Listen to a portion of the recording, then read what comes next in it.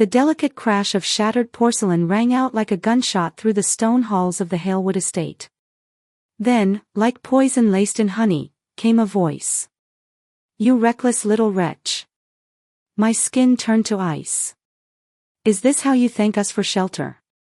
You break things and expect what? Sympathy. Clean it up. And don't use the mop. Use your hands. Maybe then you'll remember not to be so careless." Before we continue, please like this video and listen to my story till the end, and tell me in the comments which city you're listening from.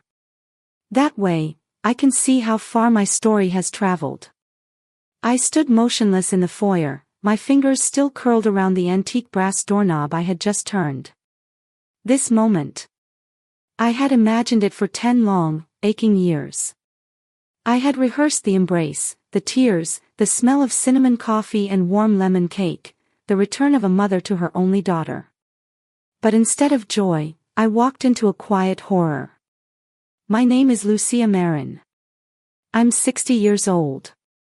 And for the past decade, I've lived in a tiny flat above a tailor's shop in North London, grinding every day as a luxury fabric consultant, saving every pence, hoarding every spare pound, all for a fantasy. The fantasy that my sacrifice was building my daughter Clara's fairy tale life in America. I believed the postcards. The occasional cheerful emails. The holiday photos with big smiles and golden chandeliers. I believed she had married into a life of elegance. That she had become the queen of her own story. But standing in that entryway, peering through the crack in the polished oak doors, I realized the truth. I hadn't been funding her freedom. I had been funding her prison. And then I saw her. Down on her knees. It took me a moment. The figure before me looked like a stranger. Thin. Hollow. Her once radiant curls pulled into a harsh knot. She wore a limp gray house dress that sagged at the shoulders like a discarded curtain. My Clara. Once a girl who sketched buildings on napkins and dreamed of designing skylines, now reduced to collecting shards of porcelain with trembling fingers. A sudden glint of red caught my eye, a droplet of blood blooming on the marble as a shard sliced her palm. Towering over her was Beatrice Halewood, her mother-in-law. Still wrapped in ivory silk, makeup flawless, posture as cruel as her tongue. "Look what you've done," Beatrice snapped. "You're bleeding on the floors. Useless girl. My son never should have married you." Something in me broke. Or maybe, something in me woke. I felt a roar in my throat. But I didn't scream. Not yet. 10 years of negotiating cutthroat contracts in London had taught me something: don't strike until you're holding every card. So I stepped back. Quietly pulled the heavy door closed with the faintest click. Walked down the steps and slipped into the waiting taxi I hadn't yet dismissed. The driver blinked at me through the mirror. "I thought this was your stop, miss." "It was," I said, my voice like glass. "But not today. Take me to the Ashmore Hotel downtown." As the car rolled away from the Halewood estate, a fortress built on borrowed time, I made a vow. I wouldn't just get my daughter out. I would burn down their empire. Brick by gilded, hypocritical brick. Would you have gone back in and confronted them immediately, or done what Lucia did? Think about it. We'll continue in the next part. That night, staring out at the cold shimmer of Lake Michigan from my hotel room window, sleep didn't come. Only memories. Let me take you back to where this story really began. That night, the city looked unforgiving. Lake Michigan churned under a slate sky, and the glass towers across the shore blinked like distant lighthouses I couldn't reach. I sat alone in that hotel room with a knot in my chest, replaying the image of my Clara, on her knees, bleeding, silent. How did we get here? To answer that, I have to take you back. Back before the silk suits and the estate. Before Beatrice Halewood. Before Julian. Back to the tiny third-floor walk-up in the Edgewater neighborhood of Chicago, where the ceilings leaked, but the kitchen was always warm. Our apartment smelled of roasted peppers and fresh garlic. The walls were yellow, not from paint, but from time and laughter. And in the corner of our kitchen sat a little girl with golden curls, drawing buildings with crayons on the backs of grocery lists. One day, Mama, she would say with a sparkle in her voice, I'm gonna build us a house with windows so big the sun never has to knock. She wanted to be an architect before she could spell it. I worked 2 jobs, mornings at a bakery, evenings at a dry cleaner, just to buy her graph paper, rulers, and drafting pencils. And when she got into the university's architecture program on a partial scholarship, we danced in the kitchen. We screamed. We wept. She was brilliant. Driven. She was going to change skylines, that much I knew. Then she met Julian Halewood. He was polished. Golden. The type of man who walked into a room and seemed born for it. And yet, everything about him felt performed. I still remember the first time Clara brought him home. He looked at our place like it was part of some charity program. He smiled politely. But his eyes never rested. He shifted in his seat like the couch was too old for him. Still, he brought her flowers. He whisked her away to weekend getaways. He said things like, Clara, why build houses when you could live in a palace? She was young. In love. Or maybe just dazzled. And when they got engaged, I buried my unease under a tight smile and a beautiful veil. A vintage one I bought with the last of my savings. Shortly after the wedding, a miracle happened. An old client from Milan offered me a contract, long-term, high-paying, in London. I could finally build a future. A cushion. A safety net for my daughter. I told Clara I was considering it. She smiled and said, Mama, go. Julian and I are fine. We'll visit you all the time. But they never came. The calls grew shorter. Then they stopped altogether. She was always busy, charity events, dinners, volunteer work. Still, I sent money. $5,000 every month. Sometimes more. Because I wanted her to have something of her own. So she'd never have to bow to her husband's family. Every month for 10 years. I thought I was giving her freedom. But now I know. I was just giving them rope. If your child was in trouble but hiding it from you, would you go looking, or wait for them to come to you? Let me know in the comments, I'm reading every one. The next morning, I didn't go back to the estate. I went to someone who could tell me what Clara couldn't. It was time to peel back the curtains. The next morning, the sky hung low, gray and heavy, as if the city itself was holding its breath. I didn't go to the estate. I went to a quiet office above a law firm downtown, bare walls, old carpet, a single flickering lamp. The man who met me didn't look like a detective. No trench coat, no fedora. Just a sharp gaze and a voice like gravel. Thomas Vale, private investigator. Recommended by a friend in international finance circles. Someone who could see what others missed. I sat across from him, my hands clenched on my lap. I need to know everything, I told him. Julian Halewood. Beatrice Halewood. Halewood Logistics. The estate. The business. All of it. He raised an eyebrow. Ma'am, those people are royalty in this city. Philanthropists. There may not be much dirt. Dig deeper, I said, sliding a check across the desk. It made him blink. Then nod. All right. I'll start pulling strings. What followed were 3 of the longest days of my life. 3 days of pacing the hotel room, staring out at the lake, resisting the urge to storm that house and carry Clara out like a soldier rescuing a prisoner of war. But I needed proof. I needed ammunition. And when Vale finally called me back to his office, I knew from the weight of the folder on his desk, he had found something.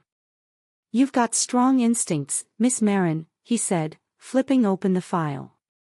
"The Halewood Empire. It's a paper crown sitting on a mountain of debt." Halewood Logistics hadn't seen real profits in over 6 years. They'd been floating on loans, using one debt to pay off another, juggling assets like desperate magicians hoping the audience wouldn't notice the wires. The estate. Mortgaged. 3 times over.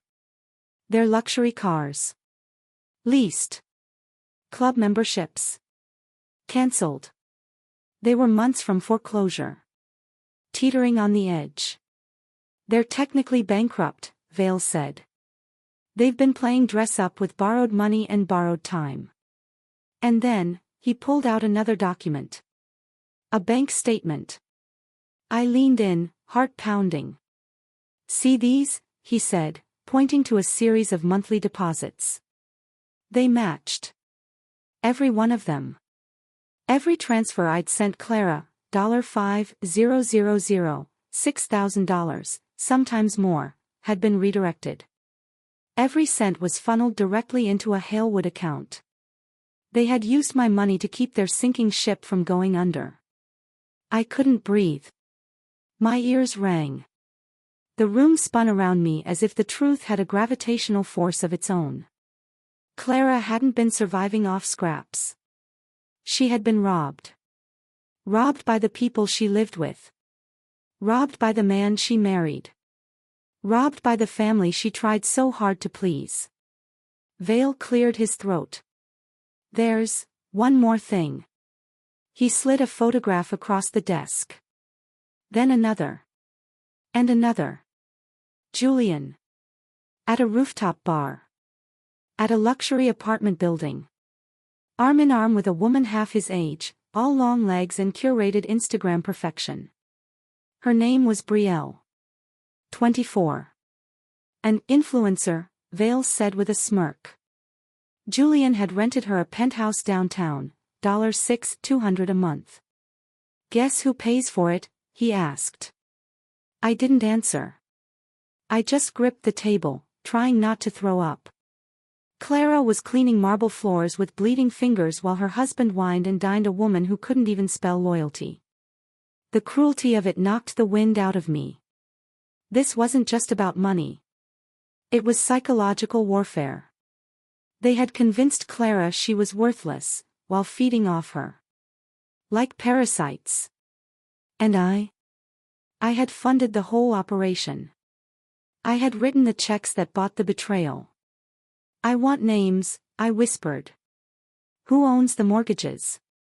Who owns the loans?" Vale nodded. "Mostly private equity groups and a distressed assets bank. They're looking to unload everything. Dead weight to them." "Good," I said, rising from my chair. "Get me the contacts. What are you planning to do?" I looked him in the eye, steady. "I'm going shopping. If you were in Lucia's shoes right now, would you do the same? Would you use your life savings to take control of the enemy's house of cards? I want to hear your thoughts, drop them in the comments." The next 2 weeks were a blur of wire transfers, signatures, and final decisions. By the end of it, 2 weeks. That's how long it took to dismantle the illusion. I sold my London flat, the one I bought after years of walking showroom floors and negotiating textile deals till my voice was raw. I liquidated my retirement accounts. I gave up everything I had built in the last decade. All of it. To buy every single thread of debt tied to the Halewood name. The mortgages. The business loans. The credit lines. I became their bank. Their creditor. And their reckoning. And I did it all without ever raising my voice. By the time I was done, the estate, the logistics company, the very roof over their heads, was mine. It was a Tuesday morning. Cold, cloudy. The air had that taste of rain that never quite falls. I walked up the stone steps of the Halewood estate, not as a visitor, not as a mother begging for scraps of her daughter's happiness, but as the owner. I rang the bell. The chime echoed through the house like a final warning. And when the door opened, it was her. Clara. Her face. For a moment, she didn't even breathe. "Mama," she whispered, like she was seeing a ghost. Her eyes filled instantly. I stepped forward. And she just collapsed into my arms. The weight. The pain. The silence of years all melted between us in a flood of weeping. Her body shook. Her fingers clung to me as if she were drowning. I held her like I used to, back when she scraped her knees and believed the world was safe as long as Mama was near. I buried my face in her hair, and I smelled bleach. Cleaning supplies. Desperation. "I'm here," I whispered. "I've got you, my love." From inside the house came that same icy voice, sharp as ever. "Clara, who is at the door?" "Stop dawdling." We walked in together. There they were. Beatrice Halewood, poised on the velvet settee like a queen with no country. And Julian, lounging on his phone, dressed in a designer suit he probably couldn't afford anymore. When they saw me, silence swallowed the room. Julian stood with a plastic smile. "Lucia. What a surprise. We didn't know you were in the States." "Clara, darling, why didn't you tell us your mother was visiting?" "Clara, get her some coffee," Beatrice added, already annoyed. But I raised a hand, calm and cold. "She's not getting you anything," I said. "Not now. Not ever again." Beatrice's teacup clattered against the saucer. "Excuse me. You come into my home and bark orders. Your home." I walked to the coffee table and dropped a thick legal folder with a thud. "Beatrice, you haven't owned this house in years. The bank did. And as of this morning, I own the bank." Julian laughed. A nervous, twitchy sound. "I'm sorry, what?" "These are bank documents." "Turn the page, Julian." He did. And his face drained of all color. His lips parted, but no words came. "This says, you bought the debt," he finally stammered. "Every cent," I said. "You're 18 months behind on the mortgage. The foreclosure notice was already signed. I just fast-tracked it." Beatrice stood up now, trembling. "That's impossible. You're a seamstress." "No. I'm a consultant for Europe's biggest design firms." They left with 2 suitcases and no pride. Julian cried. Actually cried. Tried to hold Clara's hand. Begged her. "Clara, please. Don't do this. We can fix it. We can start again." She pulled her hand away like his skin burned. "Don't touch me," she said, her voice flat. "You haven't touched me with love in years. Don't start now that you're broke." Beatrice tried to smuggle out a silver candelabra wrapped in a silk scarf. I plucked it from her bag and set it firmly back on the table. "No, Beatrice," I said without even looking at her. "That's sterling. It stays." And then the door shut behind them. The wind outside howled like it knew what had happened. Julian and Beatrice Halewood, once Chicago royalty, now looked small, wind-bitten, anonymous. Their luxury car. Already on a tow truck. I had made that call hours earlier. I stood there, beside Clara, in the quiet foyer of the house they'd once ruled. And for the first time in years, I exhaled. She looked up at the chandelier. The gilded railings. The marble floor she had scrubbed. "Do you want to keep it?" I asked softly. "This house, it's yours now. I bought it for you." Clara looked at me with tears running silently down her cheeks. But this time, they weren't from fear. Or hopelessness. They were the tears of someone breathing real air for the first time in a decade. "No, Mama," she whispered. "This house, it's a mausoleum. A museum of my misery. Sell it. Sell it all."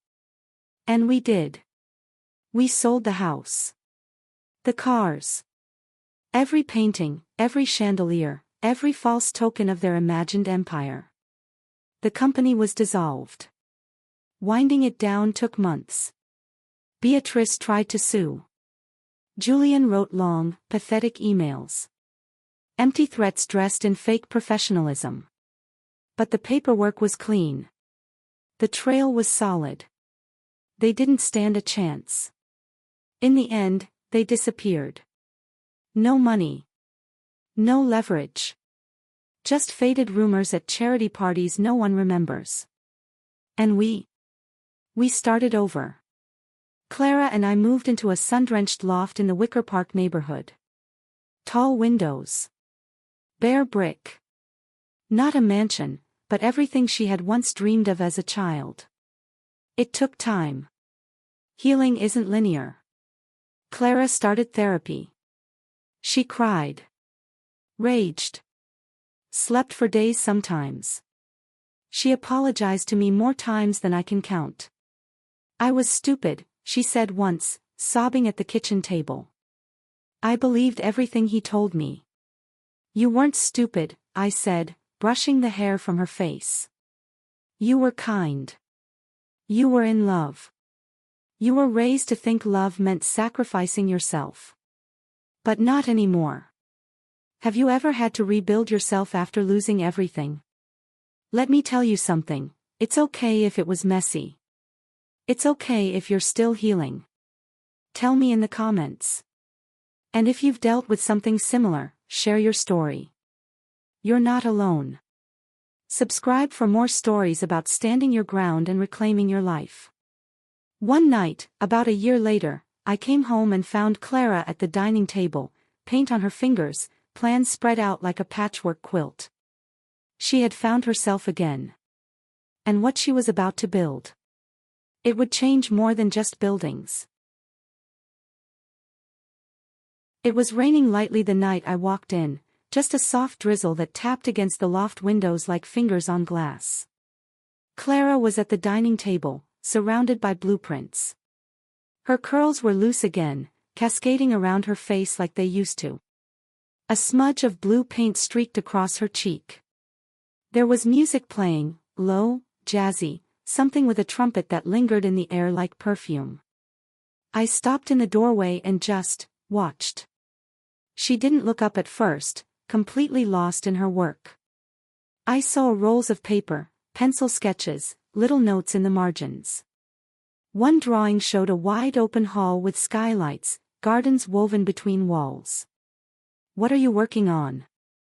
I asked, walking over and kissing the top of her head. She looked up, eyes bright. Alive. "It's a proposal," she said. "A community center on the south side. Sustainable. Affordable. Beautiful." She paused, smiled a little nervously. "I'm submitting it to the city tomorrow." Something in my throat tightened. I could only nod. She did submit it. And she won the contract. Then she won another. And another. Within 2 years, Maren Studio, her tiny architecture firm, was designing parks, clinics, transitional housing, and libraries all over Chicago. Places with light. Places with dignity. Places made for people who had spent years in the shadows. She didn't build palaces for the rich. She built sanctuaries for the forgotten. I watched her come back to life with every line she drew. With every building that opened, she peeled another layer of trauma off her skin. Then one day, she came home, different. Quiet. A little shy. "Mama," she said, setting down her bag. "I want you to meet someone." His name was Eli. He was a landscape architect she met at a construction site. He had rough hands, a gentle voice, and the kind of laugh that echoed in his chest. He looked at Clara like the sun might disappear if he blinked. He didn't want to fix her. He didn't want to own her. He just loved her. One afternoon, I watched them walk through a garden they had designed together, heads bent over a tablet, arguing playfully about where to place a fountain. There was no power struggle. No fear. Just partnership. And I knew. She was safe now. Have you ever had someone love you without trying to change you? It's rare. It's quiet. And it's real. If you found that kind of love, or if you're still waiting for it, say it in the comments. There's power in being seen. 3 years after we left that estate behind, Clara gave birth to a little girl named Mira, with her mother's golden curls and my stubborn chin. And it was in that moment that I finally understood what real wealth looked like. Today, I'm sitting on the balcony of our loft. The sun is pouring in through the tall windows, casting golden light across the living room floor. Inside, the air is thick with the smell of garlic and sweet peppers, just like our old kitchen in Edgewater. Laughter fills the air. Clara is chasing Mira, her 2-year-old daughter, around the coffee table, both of them giggling uncontrollably. Mira has those wild golden curls and a voice that sounds like sunlight when she laughs. Her chubby hands flap as she squeals, "Catch me, Mama. Catch me." And Eli, steady and soft, is stirring pasta sauce in the kitchen. He hums while he cooks, tossing me a wink now and then like we're sharing a secret. I sip my coffee, and I just watch. Watch the life we built, together. Not overnight. Not easily. But honestly. I gave up my savings. My property. My retirement. On paper, I'm a pensioner with modest clothes and a second-hand car. But none of that matters. Because when I look at my daughter, standing strong, laughing loudly, with paint on her hands and a child in her arms, I know. I didn't lose anything. I invested everything. And the return? The return is infinite. The truth is, we spend our lives chasing safety. Chasing bank balances and good schools and polished dinner parties. We think money will protect us. But money burns. Money runs. Money leaves when the wolves come. Real wealth? Real wealth is walking away from what hurts you and not looking back. It's knowing your worth has nothing to do with what you earn, and everything to do with what you survive. Real wealth is your daughter looking in the mirror and no longer seeing a servant, but an architect. A leader. A mother. Tell me in the comments. And if you've dealt with something similar, share your story. You're not alone. Subscribe for more stories about standing your ground and reclaiming your life. I look down at Mira now, who's drawing on a piece of cardboard with a crayon. She turns to me with a toothy grin. "Nana," she says. "One day, I'm gonna build you a house with windows so big the sun comes inside all day." And just like that, the story begins again. But this time, with light.